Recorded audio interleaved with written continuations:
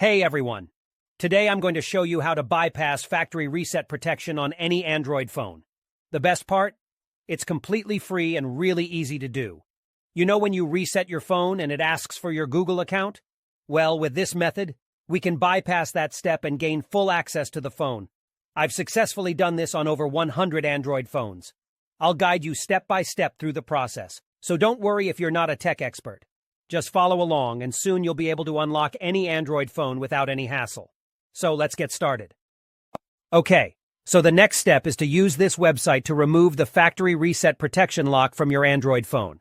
To do this, you'll need to provide 3 important details: your phone's exact model, its IMEI number, and a valid email address where you can receive notifications. Now you might be wondering how to find your phone's IMEI number. Well, there are several ways to do this.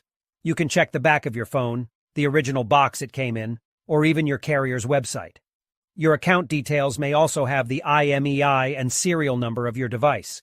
If you have a sales receipt or contract, you may find the IMEI and serial number there. If your phone has a removable battery, you can check underneath it for the IMEI or serial number. However, if your phone doesn't have a removable battery, don't try to remove it or you may damage your device.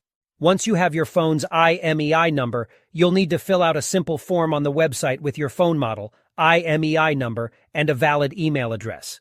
This is where you'll receive a notification when the factory reset protection has been removed. After you submit the form, your request will be processed, and you'll receive an email notification when the factory reset protection removal process is complete. I'll show you an example of what the email should look like by logging into my personal email account.